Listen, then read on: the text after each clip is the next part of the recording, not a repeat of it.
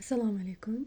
Э, To'g'ri, ko'ryapsiz, nimadir olish uchun shu knopkani bosdingiz, lekin xiraligiga e'tibor bermang. Bilimim toza, sof. Hozir men psixologiyada 2 yildan beri ilm olib kelaman. Э, Kitob o'qiyman, ilm olaman, izlanaman. Pog'ona sekin-sekin ko'tarilyapti. Bu o'zimga sezilyapti. Oddiy bilimlar bilan qoniqmayapman. Balandroq urovendagi bilimlar talab qilyapman уже. Va hozir o'zim anglagan bilimim bilan ulashmoqchiman. Yashamoq asarini judayam trendga aylandi, mashhurlikka aylandi. Mana shu kitob haqida hozir anglashlarimni bo'lishmoqchiman. To'g'ri, kitob sizni yoshlikdagi qiyinchiliklaringizni ko'targan bo'lishi mumkin yoki bo'lmasa qayerdadir baribir sizga tegib ketadigan joyi bo'lishi mumkin, shuning uchun yig'latadi. O'zi asli til ma'nosiga ahamiyat bersak, psixologiya tomonlama bu kitobda o'sha Figuey qimorxonaga borib ota-onasini yutqizib qo'ygan uyini, boyliklarini yerini qaytarib olishga harakat qilib o'ynaydi qimor. Ya'ni bu yerda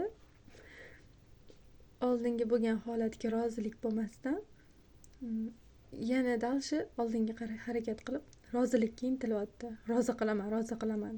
Lekin oldingi holatda norozilik bor. Unaqa bo'lish kerak emas edi degan fikr bor. Lekin Allohimma hech qaysi bir ishi bejizga emas. Hammasini Allohim o'zi ketma-ketlikda joy-joyida beradi insonlarga sinovlarni. Hamma o'zingiz ham hayotingizdan tatbiq etsangiz, oldingi yoshligingizdagi yoki bo'lmasa mana shu hozirgiz bilinmaydi, ozgina bir 5-6 yil orqaga qaytsangiz, har bitta o'zingiz chidab bo'lmaydigan, o'zingizni portlab ketadigan, turib bera olmaydigan sinovlarga o'sha payt turib bergansiz. Lekin vaqt o'tgandan keyin u sinovlar bekorga bo'lmaganini anglaysiz. Allohimni berayotgan tarbiyasidan boshqa tarbiya bekor. Shuning uchun shukurlikda, rozilikda bo'lishimiz kerak. Figuey bo'lsa otasini yutqizib qo'yganini norozilikda kirib, unaqa bo'lish kerak emas edi deb harakat qildi dalshi va undan battar holatga tushdi. Undan battar holatga tushganda ham men o'qib turib u insonni rozi bo'lganini bilmadim. Norozi bo'lgan sari odam orqaga qarab ketaveradi. Nima uchun? Chunki Xudoyim mana shu misol uchun qilib keltirayman o'zimdan.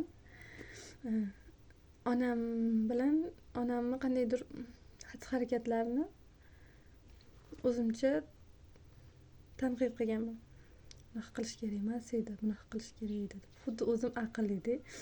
Keyin hayot davom etib noroziman-ku onamdan. Xo'p, boshimdan silaydigan qaynona keladi deb bilasizmi? Qaynona erga tegdim. Qaynonam bilan ziddiyatlar juda kuchli bo'ldi, qo'rquvlar, hattoki urushgacha borgan qaynonam. O'tda ham norozilikka kirib ketdim. Rozi bo'lmadim. Ana bu onadan norozi bo'lib turib, undan rozi bo'lasizmi? U battarroq qilib turibdi. Lekin Xudoyim bitta odamni ochman deb dag'dag'a qilsa, Xudoyim o'zi har kuni o'zini rizqini berib turibdi, taqsimlab berib turibdi-da. Noroziman deb kam bu deyapti-da. Xudoyim oldin umuman kam berganman-ku. Oldin vashim umuman bermagandirman balkim. Hozir senga bu kammi dedi.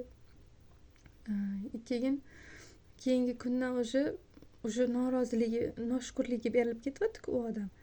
O'sha nonni sekin-sekin kamaytirishga tushadi. Kamroq beradi. shukur qilib qolardim. Keyin u yana noshukur. Yana kamroq beradi. No, anglasin mani. Berayotganimni anglasin degan ma'noda. Shunday qilib qaynonamdan norozi bo'lganman. Keyin aylanib o'tda yashamadim. Chiqarib yubordi, haydab yubordi. Men gap qaytarmasam ham noroziligim yuzimdan bilinib turar ekan. Hozir anglashim bo'yicha yashash xohlamadim, men bilan chiqib ketdim. Yana aylanib onam uyiga qaytib keldim. Onam uyida ham ziddiyatlar bo'lyapti. Onam bilan chiqishmovchiliklar. Xo'p, oldin norozi bo'lgansan, hozir ham rozi bo'lib qo'ya qolmaysan-ku. Xo'p, rozi bo'lishga harakat qilsang ham vaziyatlar yana chuqurlashib boraveradi. Balkim bu ham sinovdir. Rozi bo'larmikansan deb Xudoyimning sinovidir balkim deyman. Rozi bo'lishga harakat qilib, o'zimni bosib bilim olishga harakat qildim. O'qiyapman, izlanishdaman hali ham. Ba'zi bir anglaganlarimni shu videoda tasdiqlab qo'yishi lozim deb bildim. Keyin bu kitobni o'qib chiqishingizni ham maslahat beraman. Balki o'zingizda nimadir anglarsiz. Misol uchun bitta odam nimanidir ko'rib o'zini fikricha anglaydi. Sizda ham balki nimadir anglash bo'lar. Kitobni o'qib chiqinglar. Rahmat.